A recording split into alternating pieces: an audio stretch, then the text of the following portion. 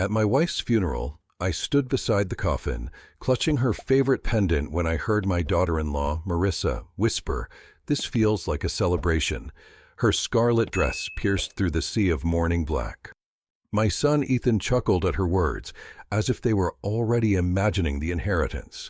But when the lawyer gathered us later to read the will, Marissa erupted into tears and fled the room. The rain came down in relentless sheets, hammering against black umbrellas that bobbed like solemn heads around the grave. I stood at the edge of the pit, gripping Clara's pendant so tightly the metal pressed deep into my palm. The air reeked of wet soil and sorrow. The Brookmere Cemetery was a tide of dark coats and lowered faces, yet my eyes kept catching on the streak of red that cut defiantly through the crowd.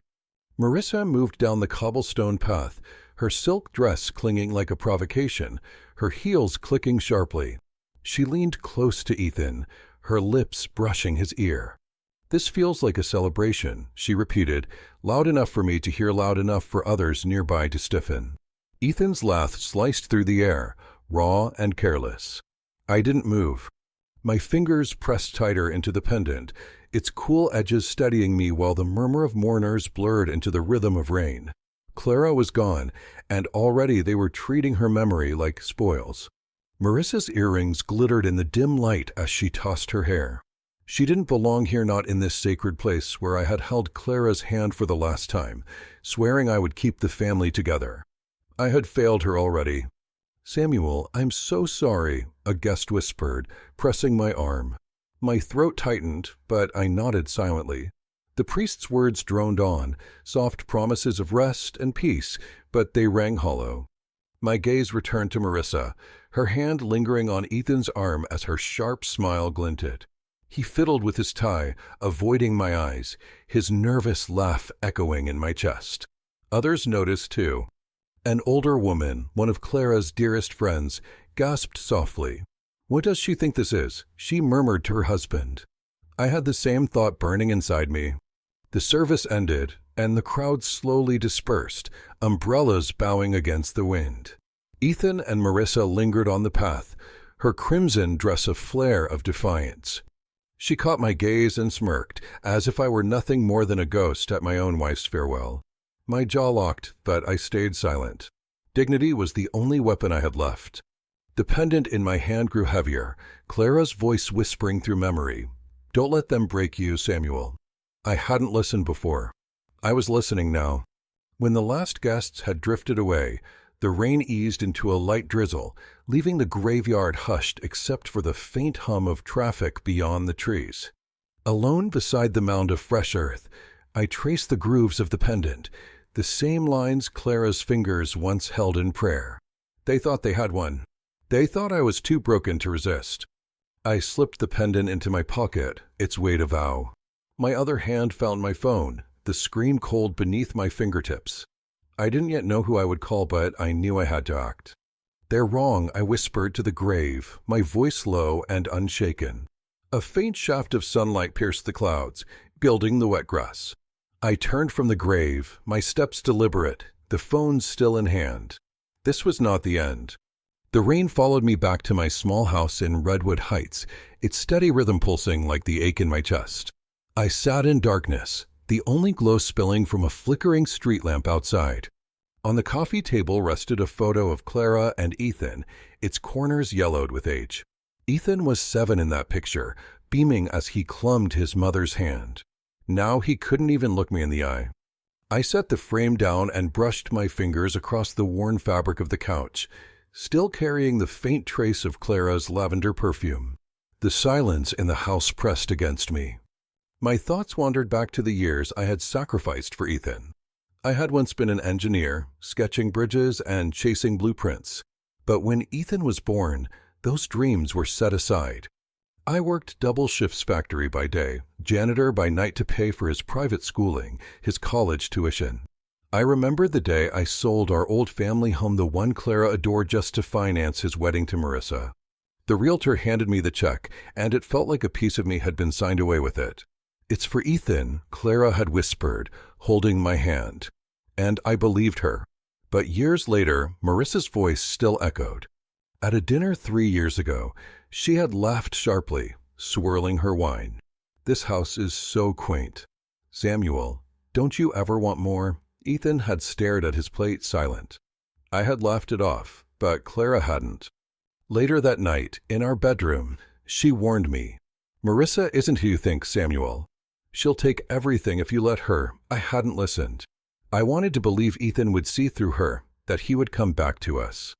Instead, he drifted further away. His calls became scarce, his visits colder. I pushed myself up from the couch, my knees stiff, and walked to the bookshelf. Outside, the rain pounded harder, a dull roar against the roof. My fingers traced along worn spines until they found Clara's leather-bound notebook. Its pages were brittle, softened from years at her bedside where she had filled them with thoughts and prayers. When I opened it, the scent of old paper rose up, grounding me. A single word caught my eye, written in her careful hand. Justice. My breath caught. Clara had known. She had seen Marissa's hunger, Ethan's weakness, and she had left me this. A spark. A guide. The notebook trembled in my hands as I sank back onto the couch.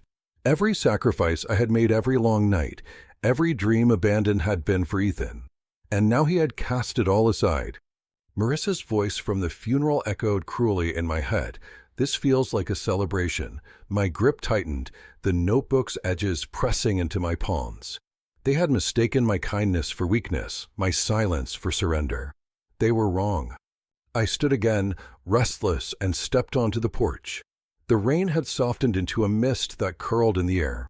The notebook stayed in my hand, its weight reminding me of Clara's wisdom.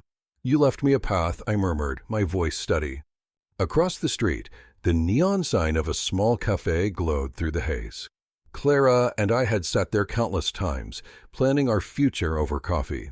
Now it felt like the place to begin again. I tucked the notebook under my arm and looked toward the glowing city skyline. A plan was forming, not yet clear, but stirring. And I knew one thing, I had to follow it. The mist coated the streets of Redwood Heights in a fine sheen as I walked to Elena Morris's office downtown. The air carried the sharp scent of wet pavement, mingled with the aroma of coffee drifting from a nearby cart. My shoes scuffed against the sidewalk, each step heavier than the last. Yesterday's storm had mirrored my grief. Today's fog felt different, like a shift, a clearing. Clara's notebook was tucked securely inside my coat, its presence steadying me. I didn't know exactly what I would say to Elena, but I knew I could no longer remain still. Her office sat on the third floor of an aging brick building, the kind whose walls whispered with history. When I pushed open the door, a bell jingled softly. The room smelled faintly of paper and jasmine from a vase of flowers on her desk. Elena rose to greet me, her glasses slipping down her nose as she smiled warmly. Samuel, she said, her voice calm and assured. I'm glad you came. She gestured to a chair, and I sat down, my hands clasped tightly over the notebook pressed to my chest. I heard her, I muttered. Elena tilted her head. Marissa at the funeral? I nodded. She called it a celebration. The words tasted bitter. Elena's smile vanished, her eyes narrowing. I heard about the dress, she said, leaning back with a sigh. Classy as always. Her sarcasm was gentle, but it fueled the fire inside me. I told her about Ethan's laugh, Marissa's smirk, the way they turned Clara's farewell into a spectacle. Elena listened closely, her fingers tapping against the desk, her expression caught somewhere between empathy and sharp resolve. Clara knew they would do this, Elena said at last, her voice careful. She adjusted her glasses, her eyes flicking to a folder on the desk. She prepared for it. My pulse quickened. What do you mean? I asked, leaning forward. Elena hesitated, then met my gaze. The will. She wanted it to surprise them. She didn't elaborate, and I didn't press. Not yet, but her words struck something deep inside me. Clara had seen their greed, and she had trusted Elena to help me stand against it. I want to do more, I said, my voice hardening. They need to face what they've done. Elena's eyes held mine. A slow, knowing smile spread across her face. Then let's begin, she said, pulling a notepad closer. We spoke for nearly an hour about the will, about Ethan and Marissa's habits, about the steps I could take. When I left her office, my chest felt lighter, the mist outside less like a burden and more like a promise. Later, in the corner of a small cafe, I sat with a cup of dark coffee. The espresso machine hissed behind the counter, and the window beside me blurred with mist. I unlocked my phone and opened Marissa's social media. Her posts spilled across the Screen A gallery of excess. A new designer handbag, a champagne-soaked gathering, a posed smile in front of their sprawling mansion. Ethan was always at her side, his grin forced, his eyes empty. My jaw tightened as I scrolled, my finger hovering over the screen. They were living as though Clara's estate already belonged to them, spending money they did not yet have. I pulled Clara's notebook from my coat and scribbled a note, the scratch of the pen loud in my ears. Their address. Tomorrow. Then I dialed an old friend, someone who owed me a debt. "Leo, it's Samuel," I said when he answered. "I need information." "Can we talk?" He agreed without hesitation, no questions asked. I hung up, my eyes drifting to the city lights beyond the cafe window. The mist had lifted, and a sliver of sunlight pierced the clouds. I wrote one final line in Clara's notebook. They had no idea who they were dealing with. The plan was beginning to take shape, and I was ready to act. A fine mist hung over Redwood Heights, veiling the city as I parked my old sedan a block from Ethan and Marissa's mansion. It was now early May, a week since my meeting with Elena, and the air carried the faint bite of spring. I adjusted my coat, Clara's notebook tucked firmly inside, and walked toward their gated estate. The iron fence gleamed in the dim light, but the grass along the path was patchy, neglected. I had told them I was coming to talk about family matters, but my real purpose was sharper, to study their cracks, to find the weaknesses in their polished facade. The mansion loomed a headglass and marble stacked in towering arrogance, a monument to excess. When I rang the bell, the door swung open to reveal Marissa, her lips pursed in a half-smile. "Samuel," she said, my name clipped as though it were an inconvenience.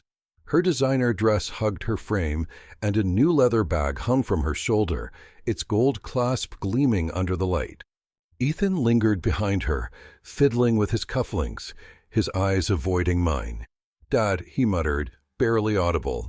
I nodded and stepped inside, my shoes sinking into the plush rug. The foyer was a shrine to their ambition, a crystal chandelier, a spiral staircase, a porcelain vase with a hairline crack marring its surface.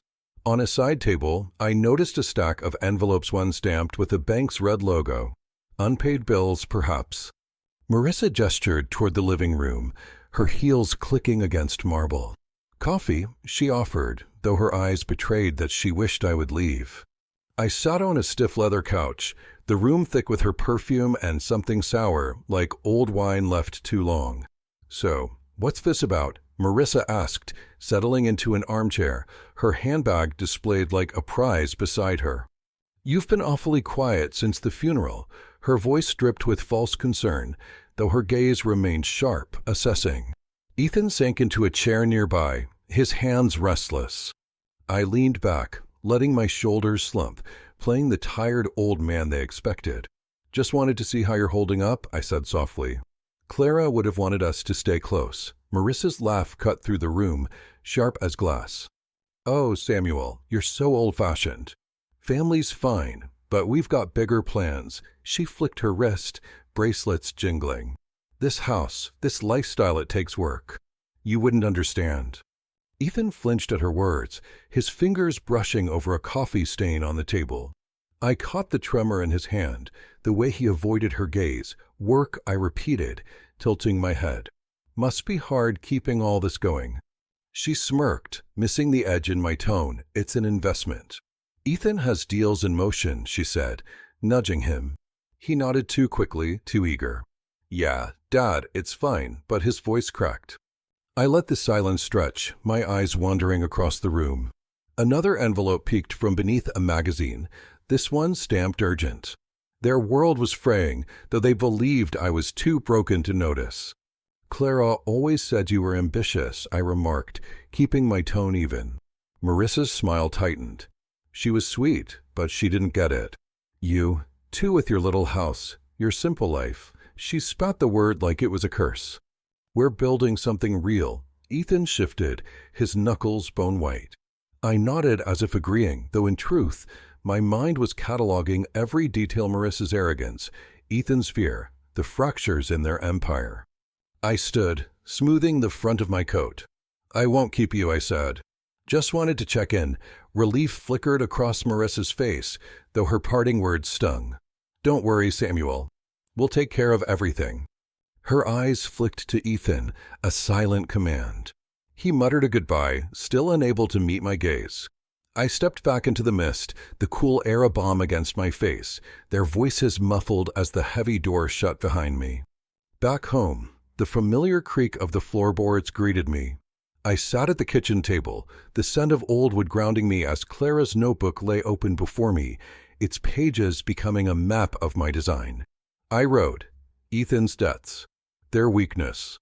Marissa's pride would blind her, but Ethan's fear, that was the key. I reached for a plain white envelope, my fingers steady. Whatever message I sent, it would be the first stone in the foundation of their collapse. I sealed the envelope, my pulse calm but alive. Outside, the mist thickened as I slipped it into my pocket, already thinking of the mailbox down the street. Tomorrow, they would feel the first tremor. The metallic clang of the mailbox swallowed the envelope as I slid it inside. My breath fogged in the cool May night, the street quiet except for the distant hum of traffic. I had sent the letter anonymously, a tip to Ethan's creditors, just enough to stir the nest. My hand brushed against Clara's notebook in my pocket, its weight reminding me of the path I had chosen. I turned back to my car. The mist had thinned, replaced by a faint evening glow. For the first time, I felt the pulse of control return to me.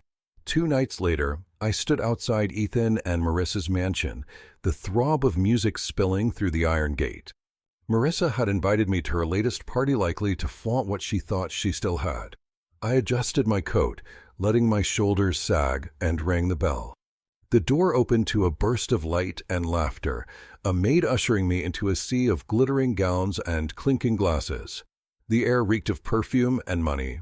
Marissa swept toward me, her sequined dress catching the chandelier's glow. Samuel, you made it, she chirped, her smile as brittle as the diamonds around her neck. Ethan trailed behind, his suit too tight, his eyes bloodshot. Wouldn't miss it, I said, my tone heavy, wearing the mask of the grieving widower. Marissa's gaze swept over me, dismissive. Well, mingle. We're celebrating. She spun away, laughter sharp as crystal as she greeted a cluster of guests. I drifted through the crowd. The rug was stained with a splash of red wine, unnoticed in the chaos. Faces blurred, wealthy friends, opportunists, all orbiting Marissa's glow. But I saw the flicker of unease in her eyes when a guest whispered about financial rumors. I sipped a glass of water, leaning against a pillar, listening. Ethan's deals, risky, a man muttered nearby. I filed it away, watching Marissa toss her hair, laughing off questions with feigned ease. Ethan fared worse. His smile cracked as he poured another whiskey. When a guest pressed him about his latest venture, he stammered, "It's under control," but I knew better. My letter had done its work. I moved closer to Marissa, catching her mid-conversation. Clara would have loved this, I said softly, my voice deliberate. She was always so careful with her plans, especially the will. Marissa froze, her glass halfway to her lips. The will, she echoed, her tone tight. I shrugged, feigning innocence. You know how she was. Always thinking ahead. Her eyes narrowed, but before she could answer, Ethan's phone buzzed. He glanced at the screen, his face draining of color, then hurried off to a side room. The creditors had found him. Marissa recovered quickly, forcing a laugh. "We're fine, Samuel. Don't trouble yourself." But her fingers clutched her glass so tightly her knuckles whitened.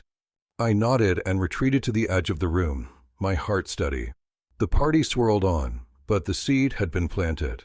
Ethan didn't return, and Marissa's smile sharpened, her glances darting anxiously toward the door he had disappeared through. I left before midnight, the cool night air cutting through the haze of perfume and wine. Back in my car, The old sedan creaked beneath me as I checked my phone. A message from Elena glowed on the screen. Next step. Ready. Call me. I smiled, the darkness inside the car wrapping around me like a cloak. The engine rumbled to life, the road stretching toward home. This is just the beginning, I murmured, my hands steady on the wheel. The city lights blurred past, each one carrying me closer to their reckoning. Rain hammered the roof of my small house in Redwood Heights as I sat in the living room, Clara's photo watching me from the shelf. It was late May now, and the air smelled of damp wood and memory. A sharp knock jolted me upright. I slipped my hand into my pocket, clicking on the small recorder hidden there, its faint hum a secret between me and Clara's plan. When I opened the door, Marissa and Ethan stood on the porch, their faces drawn with anger and desperation. Marissa's coat clung wet to her shoulders, her bracelet glinting under the porch light. Ethan's hair stuck to his forehead, his eyes hollow. "Samuel, we need to talk," Marissa snapped, pushing past me without invitation. Ethan followed, muttering, "Dad, please." I closed the door behind them, the floorboards groaning under our weight. "What's this about?" I asked calmly, though my pulse quickened. The recorder captured every word. Marissa spun toward me, eyes blazing. "You've done something, haven't you?" The creditors there circling like vultures, her voice cracked, her hands slicing the air. "You're trying to ruin us." I raised an eyebrow, feigning confusion. "Ruin you?" "Marissa, I'm just an old man grieving his wife," she scoffed, stepping closer. "Don't play dumb, Samuel. You're a pathetic husband, meddling where you don't belong." Ethan caught her arm, his voice low. "Marissa, stop," but she shook him off, her bracelet clattering. "No, he needs to hear it. We're drowning and he's gloating." I leaned against the wall, my face a mask of fatigue, though inside, I was steel. "Drowning," I said softly. "Sounds like you spent more than you had." Ethan flinched, his hands trembling. "Dad, we need help. Maybe alone, just to fix things." I tilted my head, letting the silence stretch. "Clara handled our finances," I said at last, my tone deliberate. "She decided everything. You know that." Marissa's laugh was sharp, bitter. "Oh, please. Her precious will. We'll fight it in court if we have to." Her threat hung in the air, but I didn't blink. "Do what you must," I said coldly. Clara was thorough. Ethan's shoulders sagged, his eyes darting to Marissa, pleading with her to stop. She wasn't. "You're nothing, Samuel. Just a sad old man in a sad little house." Her venomous words hung heavy, but I let them slide, the recorder quietly drinking them in. "Maybe," I said with a shrug. "But I'm not the one begging." Marissa's face twisted, and she stormed out, the door slamming behind her. Ethan lingered a moment, his mouth opening, then closing. "I'm sorry," he whispered before following her into the rain. I exhaled slowly and clicked off the recorder. The house was quiet once more, Clara's photo steady in its frame. I dialed Elena. Her voice came crisp through the line. "Got something good?" she asked. "Better than good," I said, glancing at the device in my hand. Her threats. Their desperation. "All on tape," Elena chuckled. "Send it to me. We'll use it." I hung up and sat at the kitchen table, the faint scent of morning coffee still lingering. I replayed the recording, Marissa's voice, sharp and unguarded, spilling out like evidence meant only for me. Each word was another brick in the wall I was building. I opened Clara's notebook, its pages soft beneath my fingers, and wrote, "Her anger will break her." The recorder slid into a drawer, its click a quiet promise. I pulled Elena's business card from my wallet, tracing its edges. Outside, the rain eased to a drizzle. The next move was close. They were unraveling, and I was only beginning. A haze of mist hung over Redwood Heights as I stepped into the cafe where I was meeting Elena. It was mid-May, and the air smelled of espresso and damp leaves. The doorbell jingled as I entered. Wooden tables glowed under warm lights. Elena sat in the corner, her glasses fogged from the steam of her latte. She waved me over, a neat stack of papers beside her. Sliding into the booth, I felt the weight of Clara's notebook in my coat pocket, its leather worn smooth from use. "Samuel," Elena said, her voice light but sharp. You look like a man with a plan. She pushed a folder across the table. Clara's idea. Redirect most of your assets into her charity fund. It's legal airtight. It'll get whatever Marissa and Ethan think they're getting. I traced the folder's edge, nodding. It was clever. But I wanted more. We need leverage, I said, leaning forward. Something to break them. I'm thinking a private investigator. Dig into Marissa's life. Elena's eyebrows lifted, but her smile was approving. You're playing hardball now. I like it. She scribbled a name onto her notepad. I know someone. Discreet, thorough. What do you want him looking for? Anything, I said, sitting back as the cafe's hum filled the silence. Accounts, secrets, lies. She's too arrogant to cover her tracks. Elena smirked, tapping her pen. Greed makes people sloppy. Clara knew that better than anyone. We spent an hour trading details, legal maneuvers, timelines, contingencies. Elena's sarcasm laced the conversation, her disdain for Marissa unmasked. She struts around like she's already won the lottery. Elena muttered, sipping her latte. Bet she's spent the inheritance 10 times over in her head. I smiled faintly, picturing Marissa's red dress at the funeral. She'll learn, I said quietly. Elena slid a contract across the table. Sign here. Let's lock this down. Later, alone at the table, I tucked her papers away.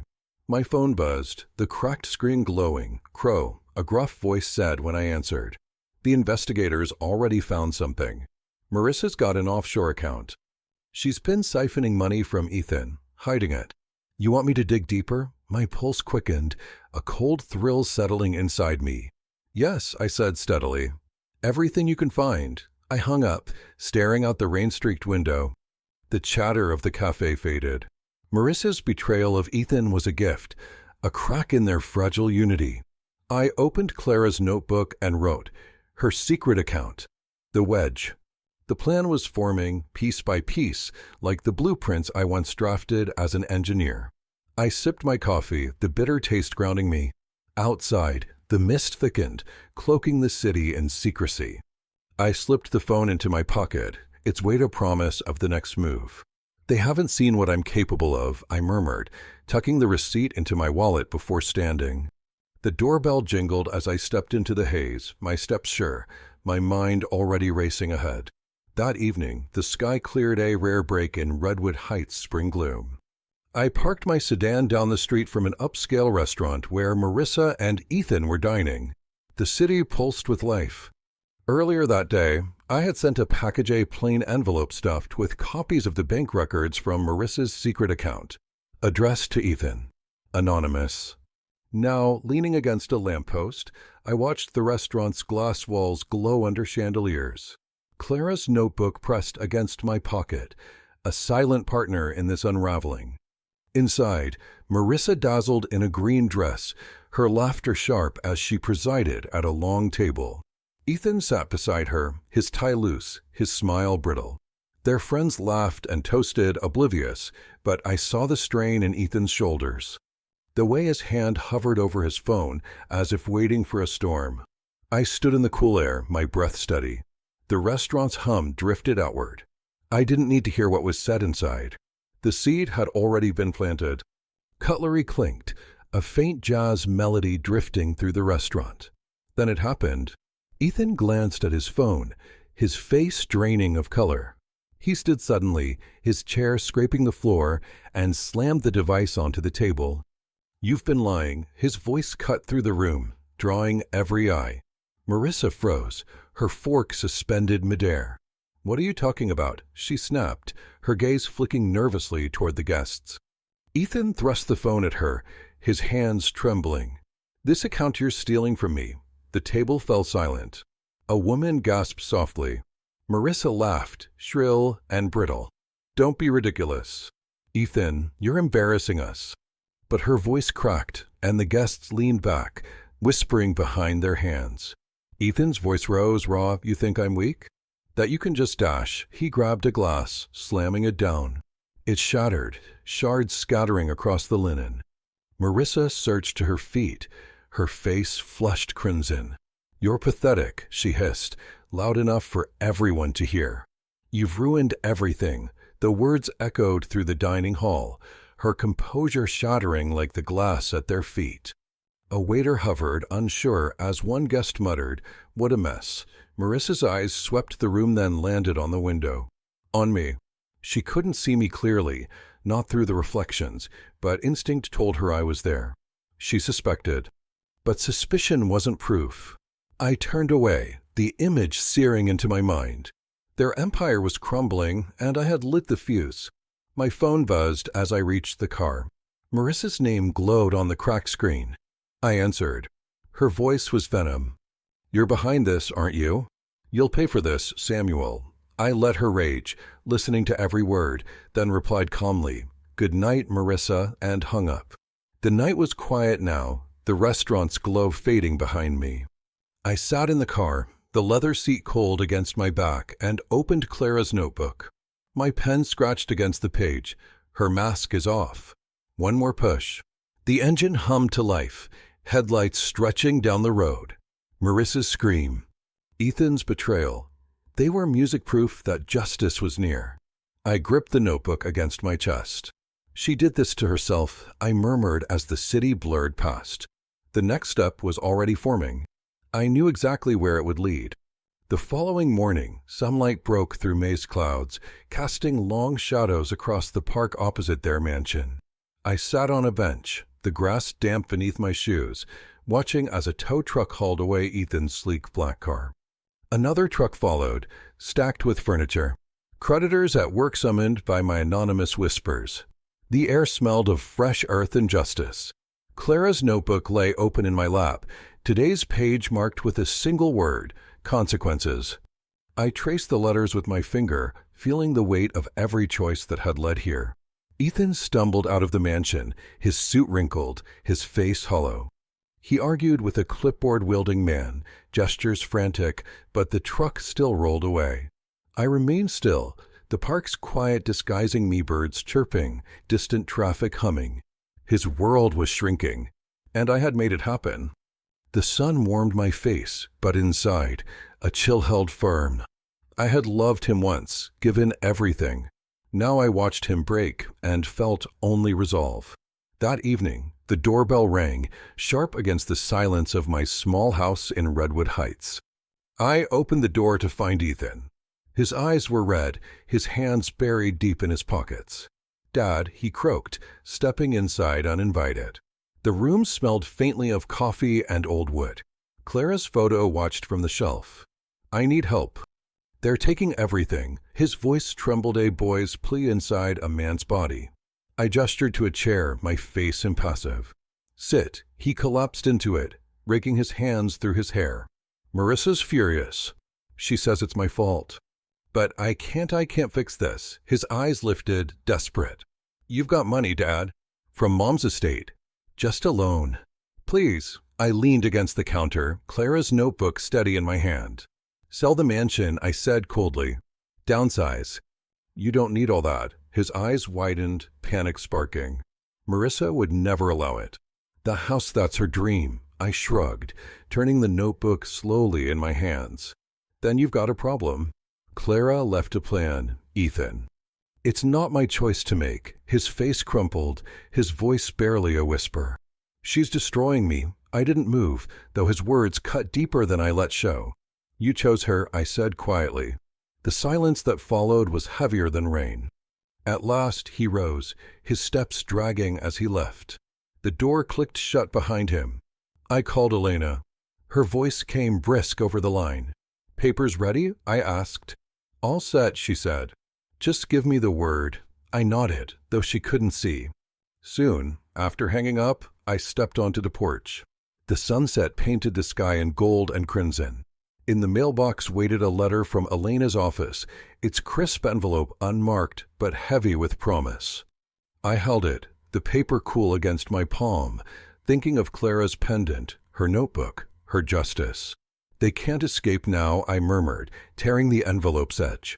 The sun sank lower, its last light spilling across the first line of the letter. But I didn't read it yet. I stepped back inside, the letter in one hand, Clara's notebook in the other, and felt the final pieces lock into place. The phone gleamed on the table, waiting for my next call. The lawyer's office in downtown Redwood Heights was a cold chamber of mahogany and silence, the kind of place where words carried weight. It was mid-May 2025, sunlight struggling through heavy clouds, casting faint shadows across the carpet. I sat across from Marissa and Ethan, my hands folded, Clara's silver pendant cool in my pocket. Elena Morris, crisp in her blazer, stood at the head of the table, a thick folder open before her. Marissa tapped her manicured nails against the wood, her emerald necklace flashing with each impatient twitch. Ethan slumped in his chair, his tie askew, his eyes fixed on the table like a man awaiting judgment. Elena cleared her throat, her glasses catching the lamplight. "We're here to read Clara Hale's will," she said, her voice firm. Marissa leaned forward, a smirk tugging at her lips, as though the fortune were already hers. I watched her calmly, though inside, my pulse thrummed. Clara had prepared this moment, and I had helped sharpen its edge. Elena began, her words slow and deliberate. "The bulk of Clara's estate, her savings, properties, and investments will fund the Clara Hale Children's Foundation." The tapping stopped. "What?" Marissa snapped, her voice slicing the air. Elena didn't blink. "The charity will support pediatric care here in Redwood Heights." It's fully endowed, color drained from Marissa's face, her necklace suddenly garish against her pale skin. Ethan's head jerked up, his mouth half open. That's everything." Elena nodded, turning a page, to Marissa Hale. "Clara leaves her antique pocket watch. To Ethan Hale, a collection of first-edition books." Marissa shot to her feet, her chair scraping hard across the floor. "This is a joke. She can't do this." Her voice cracked, raw, desperate. Elena's eyes flicked to her, steady as stone. "It's legal, Mrs. Hale." Clara was meticulous. Marissa's hands shook, her necklace swinging as she jabbed a finger at me. "You did this, didn't you? You twisted her against us." I met her gaze, my voice low. "Clara saw you both clearly, long before I ever could." Ethan's hands lay limp on his knees, his face a mask of shock. Marissa's scream split the air as she stormed out, her heels pounding, the door slamming behind her. Silence fell, heavy with her absence. Ethan looked at me, his eyes wet. "Dad, I'm sorry." "We didn't mean dash," I cut him off, my tone like ice. "You meant every word at her funeral." "Clara spoke for me today." He flinched, his shoulders collapsing inward. Elena closed the folder, her nod subtle but reassuring. "We're done here." I rose, the pendant in my pocket a steady weight. Ethan didn't move, his apology hanging unanswered in the room as I walked out. The hallway was dim, the city's hum faint beyond the windows. On the street, the clouds broke, a sliver of sunlight touching my face. I pulled Elena's letter from my coat, its envelope crisp with the charity's first steps. Justice tasted clean, like air after rain. "Alice, you'd be proud," I murmured, tucking the letter into my briefcase. My car waited across the street, but I lingered, the pendant firm in my palm, my eyes fixed on the horizon. Something waited beyond this moment, and I was ready to face it. The cemetery was hushed, the May sun filtering through ancient oaks, dappling the grass around Clara's grave.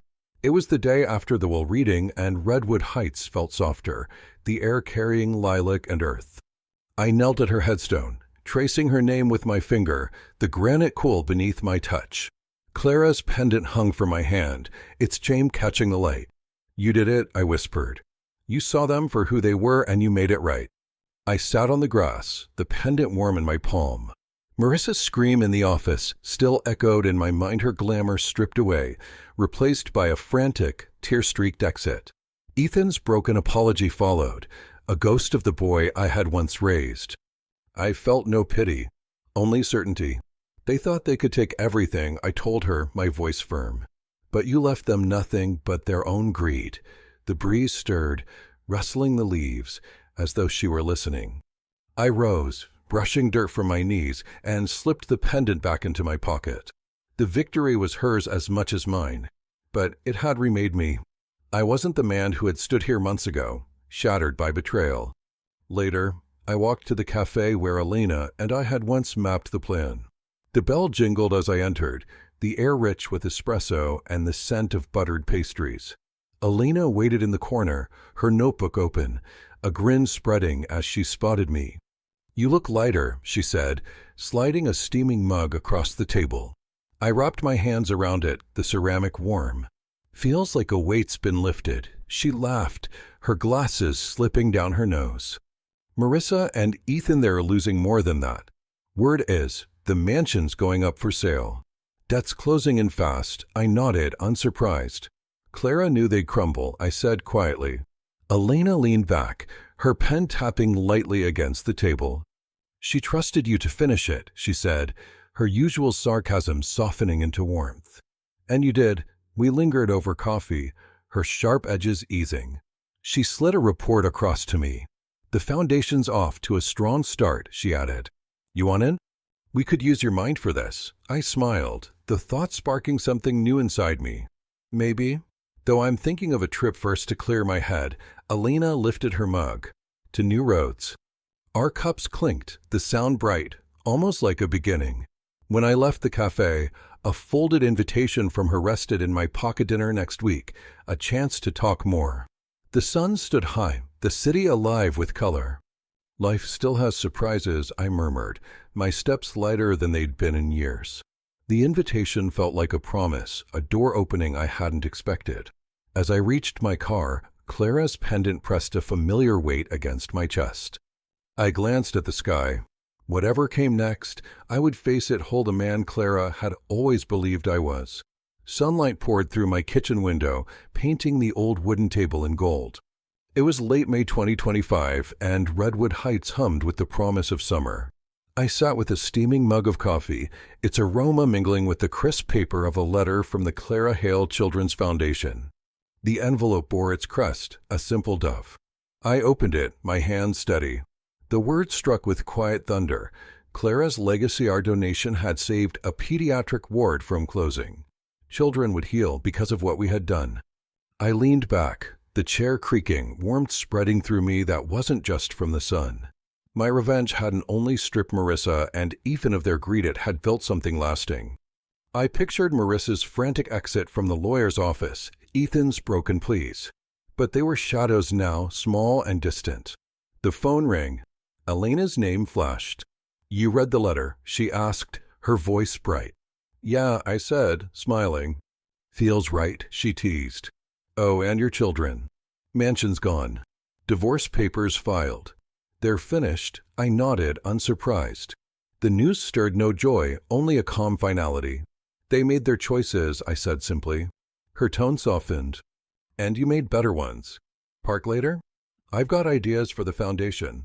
"I'll be there," I promised, setting the phone down. The letter lay open before me, a testament to Clara's vision. I traced the dove with my thumb, her wisdom still guiding me. Later, I met Elena at a nearby park, the air alive with children's laughter and the rustle of leaves. We sat on a weathered bench, its paint chipped but sturdy. Her notebook brimmed with sketches, new projects, clinics, scholarships. "This could be big," she said, her eyes sparking. "You in?" I grinned, the weight of the past months finally lifting. "Count me in." We laughed, the sound unburdened. Her hand brushed mine as she pointed to one of her drawings. What began as strategy had grown into friendship, a gift Clara had left behind. The sun dipped low, shadows stretching long across the grass. I stood, Clara's notebook in my hand, its leather soft from all the nights of planning. Marissa and Ethan were gone. Their world collapsed. But mine was opening again. I thought of a trip, maybe the coast, maybe farther. Somewhere to breathe. Somewhere to dream again. I opened the notebook, my pen hovering, and wrote a single line. It felt like a vow, but I kept it to myself, a secret for the road ahead.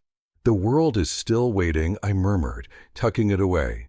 The horizon glowed, endless and bright. I walked to my car, the notebook steady against my chest. Whatever lay beyond this moment, new places, new plans, I was ready. Free in a way I hadn't been in years. The engine hummed to life, and I drove toward home, the sun at my back, the future unwritten. Thanks for listening. I'd love to hear your perspective in the comments. Subscribe to keep this conversation going.